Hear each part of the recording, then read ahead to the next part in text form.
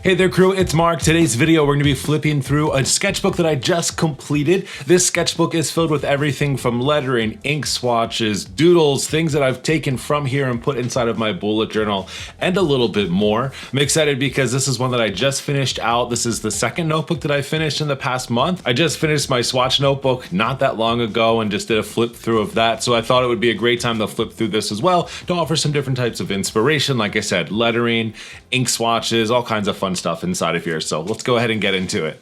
So this sketchbook is from Leuchtturm's 1917. This is a hardcover square notebook. The pages inside of here are 150 grams, so pretty thick, unlike some of the other bullet journals I've tried before, which I think makes a lot of sense for a sketchbook because honestly, you can do a lot of different things that you want to do inside of here. There are 112 pages inside of this pure white acid-free paper, so it can handle a lot of different things. This notebook also comes in an A5 and a medium landscape, as well as 4 other colors, including this yellow one. So if you want to check it out for yourself, you can certainly do that. There still is a little bit of ghosting that happens on these pages, even at 150.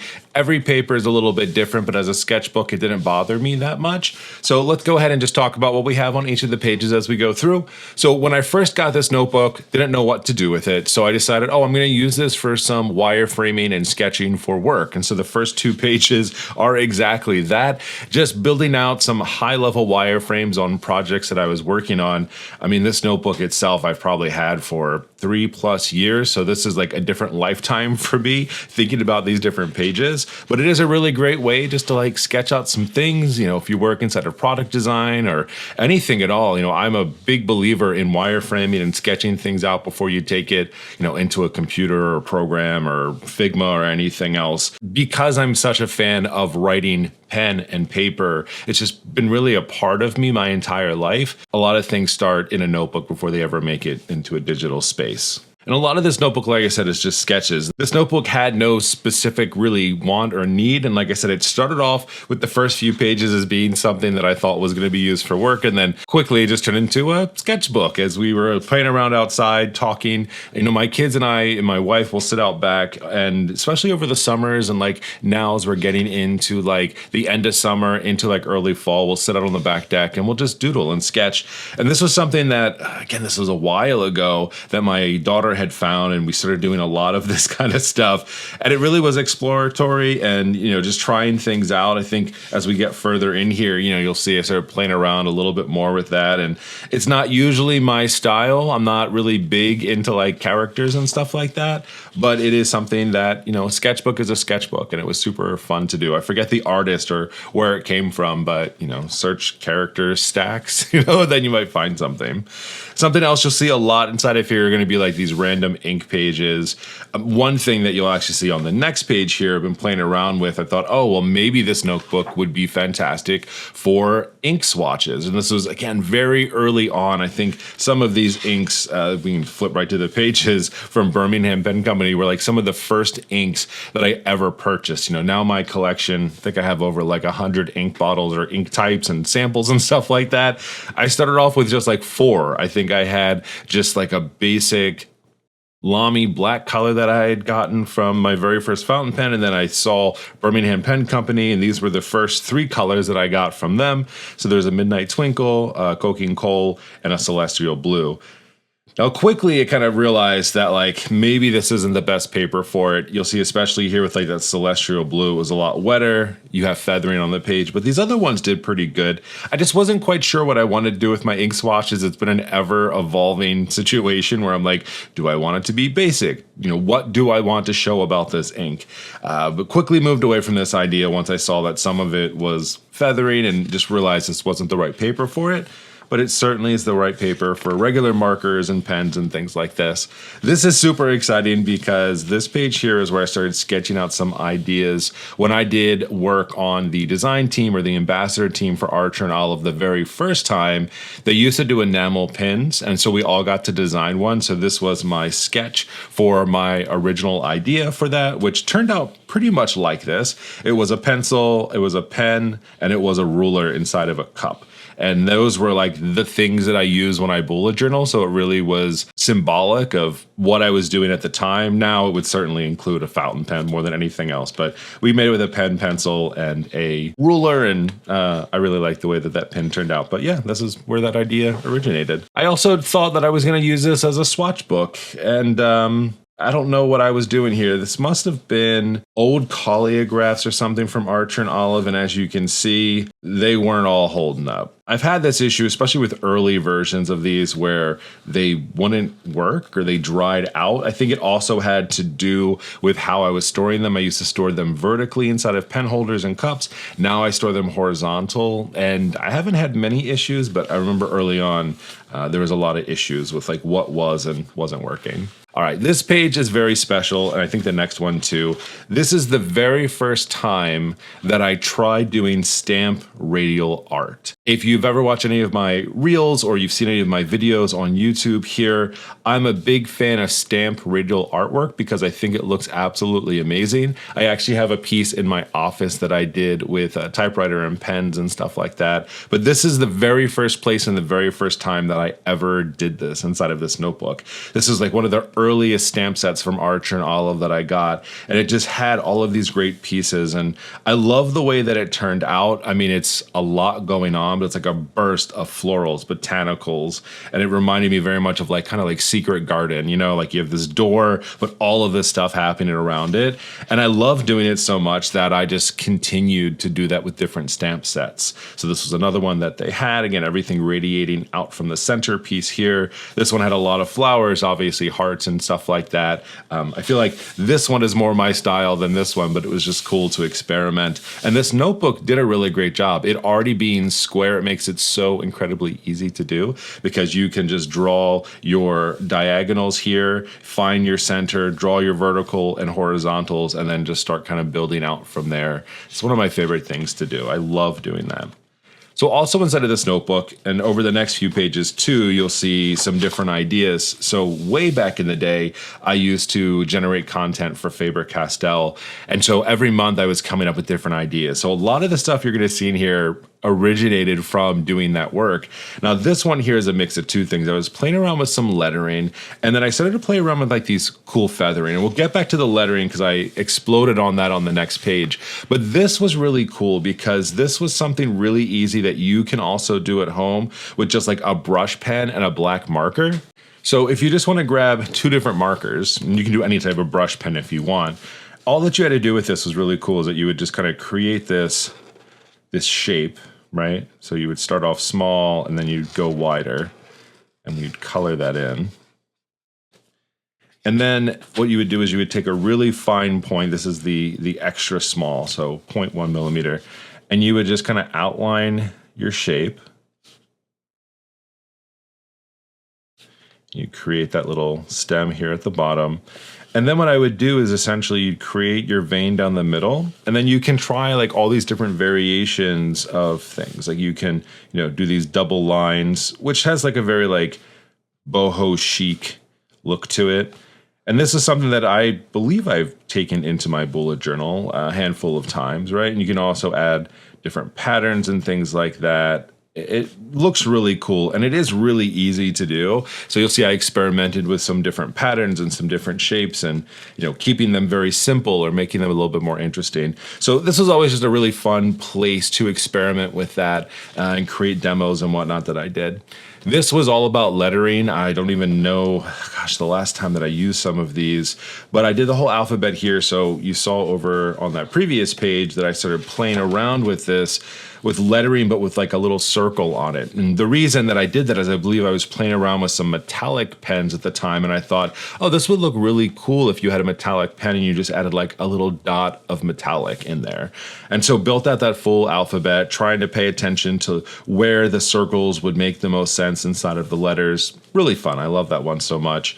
This is a font that I use all the time. I call it Pillar, just because on one side of your letter, there's always going to be like a really thick pillar. And I've done different things with it. I've colored them in, I do diagonals, I've done other shapes and patterns and whatnot, but it's one of my favorite to play around with. I use it all the time inside of my bullet journal. This one is a variation of like a bubble letter, except I was using the metallic markers, as you can see here, which look really cool on the paper.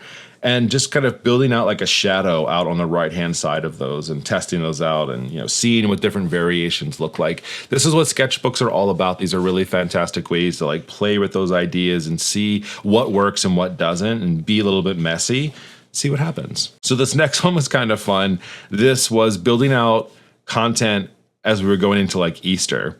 And I was thinking about lettering a lot at this time. And so I decided that I was going to do a tutorial on how to make rabbit ears onto your letters. So the first step here was creating the ear itself. So all you have to do with that is you kind of create this backwards looking P. And then you draw a line down, and then you just add in like that little inner ear part here. And I was just trying to play around with like, what does that visually look like and different shapes and whatnot.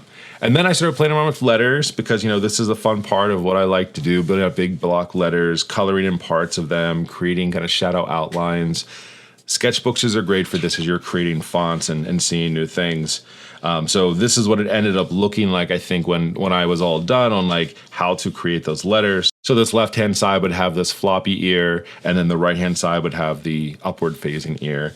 And then that's how you would create it. So I would probably use this section here for that tutorial as I created it.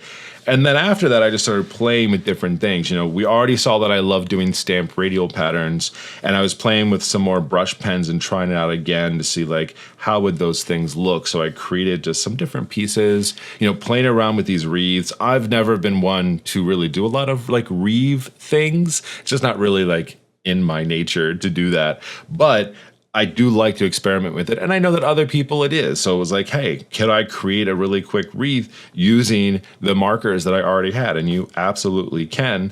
If you've never created these like brush strokes, it's really easy. You're just essentially starting light, and then you just press down, you know, real quick, and you can get some of those like variations. I'm always a big fan, or I think you can kind of pull down if you want to. It's all about playing. It's a sketchbook. More wreaths over here on this side, so experimenting with color and like little berry things in here and what we're doing. It's really easy to do. It's not difficult. I think it looks harder than it actually is, and that's what gets people not interested in doing them. But once you kind of break it down real easily, you're like, okay, it's a circle, and then I'm going to take a brush pen and just create these little pieces and then put little dots in here for berries, and next thing you know, you have a wreath. All right, so here's like the full April all done out here. Here's how you do the ears. Here's how you can do the lettering.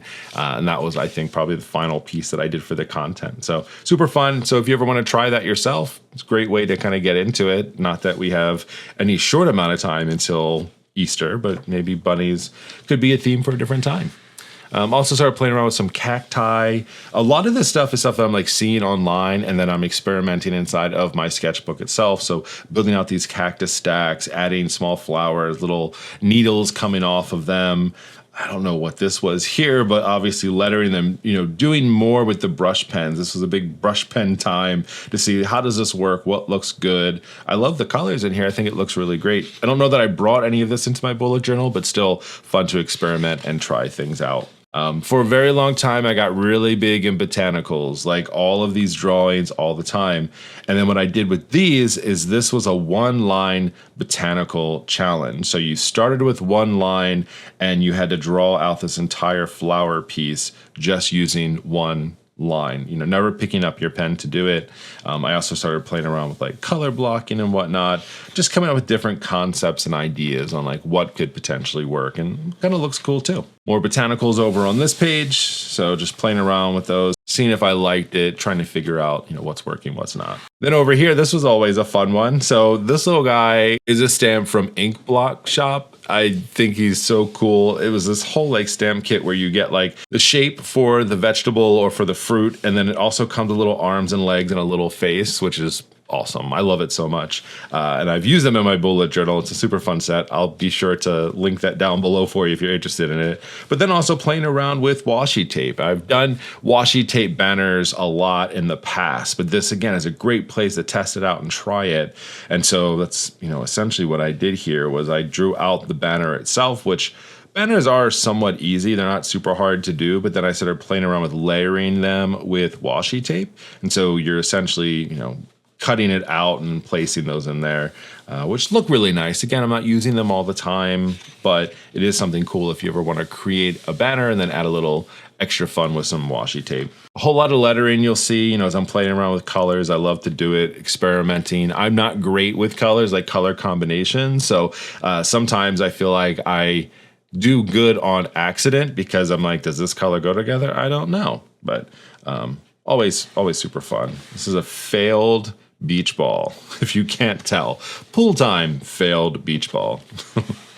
More botanicals over here as I was playing around with them. Again, my brain, it flips different ideas. So that's why you'll see me doing something on one page, then suddenly I'll start lettering and get a different idea. And then I'll come back to it as I want to experiment with it more, or do something more with it. It's just how this brain works. Different styles, different types, all just fun things to do. I think at this point I was just trying to make people feel like more comfortable with creating things like this because, for all intents and purposes, a lot of this stuff, it looks more complex than it is, so like in the case of like this long one, I think you could consider it like maybe lavender or whatever, you're just drawing like a line and then you're just doing like 3 loops and then you just continue to do, 3 loops and connect them a little bit if you want as you go up. And I personally love like a loose, kind of sketchy look to it. I think it looks really nice and looks really cool. And I think it was the same thing here, with a lot of these like flowers and whatnot. It's just like, okay, you want to do that? Here, 3 circles. I think it was all about 3s, 3 loops as you sketch these out. That's what it was. I just had to look at it and I remembered it was all about creating things with 3s, right? So this was here, then it was 1, 2, 3. And you were just doing all 3s or 3s for here. So, I don't know. Sometimes I just like to think about like fun ways to get people thinking like, oh, I only have to draw that circle 3 times and I can get a flower out of that or do something different with it. Method to my madness. More sketchy, more playing. Here's, coming way back to when I was even doing those. Where was that? All the way here. Ideas, thinking, and then doing an actual project with it on a blank page. Here's some more of those feathers. I really like the way that these look. Something about them is so fun and so easy. And I think just figuring out like these different patterns and how these work inside of here are just really nice. So if you want to experiment with these, I say go for it. All right, I got some new markers. You can always tell whenever I get new markers. I don't know what to ever write. That's the biggest thing about it. And then I just start writing things that are on my brain. So like I'll write the dog's names and my kids' names and my name and my wife's name. And then I start to think a little bit about like, okay, how would I use these inside of my bullet journal? So writing the days of the week is a really easy thing to do. I really like this font a lot. This reminds me of like graffiti, especially connecting the letters like this. And this marker, I don't even remember which one it was, but it must have been awesome and came in different colors because you can see it's like metallic and you get like a little blur of color on here. So it's doing the same thing here, but it just looks super cool. I don't remember, did it? Yeah, this is why I didn't use them in my bullet journal because it bled horribly through the page. My goodness, it was like an alcohol ink almost.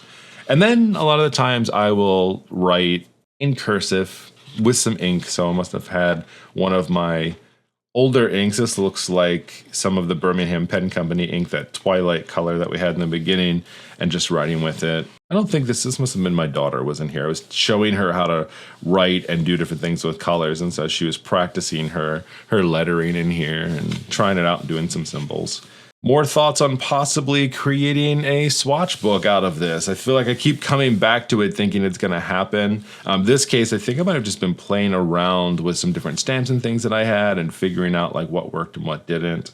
This is why like not all paper does great with fountain pen ink. Like I love all of these colors a lot, but like this is not doing it justice at all. Like it really kind of like deadens out the color a little bit because typically these are much cooler looking in person. And then we got into some holiday content here, playing around with, doing some different things and doing them easily. That's always been my big thing whenever doing something inside of my bullet journal and creating ideas is like, how can I do this in a very simple way that makes it feel obtainable for anyone? Because I truly feel that if I can do this kind of stuff, anybody can do this kind of stuff. So, if you're drawing out like a Christmas tree or any type of thing, like what are easy ways that, you could do that? So like over here, I don't know, I like the way that looks. It looks a little bit messy, but it's just like you're gonna draw your stump and then you're just kind of looping your pen around a little bit, as you go into it, and you draw a star at the top, right? Or like these were always really fun because I thought these would be like cool banners. I'm pretty sure I did use this in my journal as well, but it's like you're gonna draw a bunch of like random lines, and then all you do is you just draw out those little leaves as you're going through. Maybe take a little bit more time than I'm doing here to make them look good, but the idea that you can do it pretty quick, and then you add these little circles for like little berries if you want, and it kind of fills itself out, right? Like that's honestly what a lot of my content is like, what is easy ways to do this kind of stuff? Practicing more with some of those markers. I just love the way they look. They just make me very sad that the next page doesn't handle very well. So that's definitely why this didn't get used again, but it looks good inside of here. And if anything, it gives me ideas on how to use markers and things that I already have that aren't going to, ghost and bleed through the page. So it's a fun way to experiment days of the week, months, and then put them into play. Trying some different things with lettering. It's just so easy to do. It's easy to like fool around with letters and whatnot. All right, so this is a super fun page. So I have a notebook, and for a while, I think I only did 2 episodes. I thought I was going to do more, where it was like this inspirational video where I would take other people's artwork and then I would create spreads out of it. And so I had to break down someone's spread. I forget who it was. I don't know if I mention it. I mean, I guess I don't mention it in here, but they had like a window and these really cool clouds, and it was for November. So I think I just broke down like how that page was going to look. So sketching it out before we actually went ahead and did the thing inside the notebook, just a nice way to go about it. I'm guessing this is around Valentine's Day, love, hearts, flowers, things like this. So must have had like a new pen set. These colors kind of make sense to me. I was thinking, how could you utilize these inside of your bullet journal? And a really nice and easy way to do that would be to create more of these little botanical deals and put some hearts on the end of it. It's always an easy thing to do. Stencils, lettering, again, how to get things looking different. Ideas. All right. Did I draw these? I don't know if I drew these or not. It's hard to tell because sometimes I can tell when I've done it, and then sometimes things look like stuff that like my daughter would draw. So it's either that like I draw like a child or a child actually drew these. I don't remember, but the saying is definitely mine. You're a very special friend. I don't know. Who knows? Who knows? The bear is cute though, no doubt about it. All right, playing some more of those letters and the colors and seeing what work well together. This, I started to play with more of that ink and just, not playing well inside of here early on. I don't know why that didn't work. The bear has made its show again. Days of the week, the name of these I think were what I was writing here. So like love was the name of the ink color, blue peace, peace, blue, writing out that. Whenever I'm testing out inks, I don't know what to write. I think I need to come up with like some type of a quote or a saying or something like that to write. I'm setting up my next swatch journal right now, and I leave a section in there now for writing because so many people talk about wanting to see what ink looks like when you actually write with it. But I need to come up with something cool to put inside of there. So if you know of anything, you use any type of quotes when you write things that work out really well, please let me know, because honestly, I don't know what I'm gonna write. This is just a big plane on the back porch. This had a bunch of inks and I thought, let's just start drawing. So, a lot of the times I work like left to bottom or top to down as I go through. So we've just got some banners, all you need is love. I'm clearly thinking about it. Lights on Broadway is the name of this color ink. I have some quotes. I mean, I try to think about like what I could write with it, but I don't always know, So I start drawing things and doing things and see what happens. A lot of ink play. This must have been just like I took a bunch of inks downstairs and started playing with them. Midnight Twinkle, like I said, these are some of the first inks that I had from Ferris Wheel Press, so I probably only had these to play with. So that's why you see so many of them. Black Ice was the name of another one. Oh, here they were, all 3 of them. Heavy Crude, Black Ice, and Midnight Twinkle over here. So just trying to play with it, see how it works. Sketches, doodles, writing. Who knows what's going to come out of me. This is a font that I saw online called Bar and Bistro, and I thought it was the coolest looking font because as you write with it, you get all these different variances in size, which I really love, but then you fill in parts of the letter, and for whatever reason, to me, I loved it. I love the shape of the Q. I love a lot of these different shapes here, so anytime I see that, I like to write it down because I also want to make sure that I'm giving credit to the creator, or at least the name of it, if I use it. And the only way I'm going to remember that is if I write it down inside of here. More lettering. These were some new inks that I got. Ray Jaguar, Celio Cruel, Nopal, I think was the name of one, but a lot of lettering you'll see. This is one of my favorite colors, Electric Patina from Birmingham Pen Company. I don't know what it is about this color. It doesn't look great on here. It looks great on paper, just not here for some reason. But some of these do look cool. And again, I love to come back to these sometimes, especially when I'm looking for any type of like writing, lettering examples, things like that I might want to use. I think I just need to have like a lettering notebook. Now that I'm looking through this, like, wouldn't it be so cool if you had a notebook where I was practicing lettering and fonts and things like that, and I create essentially like a resource for different lettering? I think that might be kind of cool. All right, this is where I started fooling around with stencils and Distress Oxide. And I know it because of the way that this looks. So Distress Oxide is kind of like a stamp ink, and you brush it on the paper versus, I guess you could stamp it as well, but a lot of people brush it. And it just is the coolest looking thing. You can get some cool gradients, colors, things like that out of it. And I started playing around with it inside of here. And I think I actually use this to create some content with it too. And I have a video on my YouTube channel that also talks about using the Distress Oxide in your bullet journal. It's a great idea. It works so well. I love it. Some different brushes, trying some different things. Don't know what I was going for, but a lot of the times I just like that free-flowing idea. It doesn't hold me or restrain me into thinking certain things.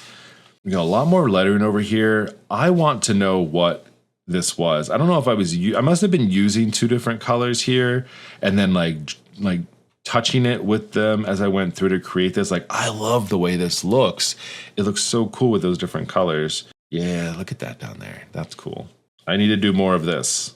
Writing with watercolor is what I wrote. So I must have been doing some type of watercolor lettering, which maybe is why this looks so cool. Red and deep turquoise. So those are the two colors that I was using here and playing around with it. English red as a color. Country brick. I don't know what this was from. I need to start writing like the materials that I use. Because then you see this, I'm like, I want to do this all the time. I don't remember what I did with it. Interesting. All right, little tiny lettering with a very, very fine tip calligraphy pen. Like, look at how little, teeny tiny this lettering is. So little. What do we get? Ferris Wheel Press, Workshop Wishes. There you go. I write my name, I write my wife's name. That's what I do. I write names whenever I letter. All right, some big, dark scarlet red colors, and then doing some different colored drop shadows. I love drop shadows on boxes. Will we do more of it? Yes, we will. Cool shade drop shadow patterns. So these are just ideas, I guess, for days of the week, drawing out your boxes and then creating little drop shadows and using different colors over top of them.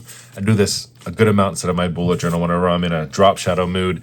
Just instead of using black to create drop shadows, use colors, use patterns. It's a lot of fun. I remember this because the brush pen that I had, I can't find it right now, had like a little edge on it. So it was a water brush, so you would watercolor with it. And I just remember it having like some type of like a piece on it that you could then like slide down. And I think I was playing around with this idea, trying to create jellyfish is what I was going for, clearly.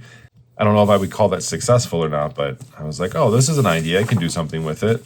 And then I eventually come back to it within creating some of those inside of there. So it's just about like creating streaks and experimenting, like I said, and then suddenly rose gold appears in the middle of your page. And then this must have been the actual example page that I did with those drop shadows. So again, playing, experimenting, and then I just picked a different page to show the demonstration of it and creating it. So just different ways to use that sketchbook. Ooh, look at me trying to be fancy with watercolor or something inside of there. Always stay creative. Not my best cursive handwriting, but I like the idea. This would look really good with actual, like, good handwriting. Now that I'm looking at the edge of this, I think this is one of the things I did with, like, a sandwich baggie, because you can use sandwich baggies for everything. I reuse this sucker all the time, but I'm pretty sure you can take markers. Tombows do this. Watercolor does this, but you kind of paint it onto your sandwich baggie, and then you press it down, and then you get like these different looks out of here. That's how you get those different styles. It's kind of neat. All right, Song of Scarlet from Ferris Wheel Press. That's what that looks like on this paper, which again does not give it any benefits. I need to find like really good sketchbook just to do inks inside of, you know? Like, I have my ink swatch books. Maybe that's what it's gonna become for me, but just looking kind of cool. Oh, gosh. I remember doing this a lot. I wonder if I do more of it in here. I don't think I do, because it's almost at the end. This is a style that an artist had done that I loved. I wish that I could find their name, but I actually brought a print off of their website because I loved it so much. I don't know if you can see like the detail inside of here, but I love the way they did their leaves, and they used to like create these little cityscapes. And I've done this. I copied this a lot because I love the way that it looked. But this was me experimenting with some of those leaves in here. And then who knows, little icons, clearly not looking as good as this does. But this is how you learn, right? You sketch it out, you see what's happening. Hampton Harbor Sage. First, we'll press another color here in my botanical phase. So just doodling with that. I think it looks really nice. This is actually a great color for botanicals if you're ever looking. All right, what do we got here? Some different colors, pelican green. I don't know what I was writing with. A stub nib. And I think I probably just started looking up some quotes. Like I said, I don't ever know what to write. So a lot of times I'll just do like a general search on Google for quotes. So don't wait until you're in crisis to come up with a crisis plan.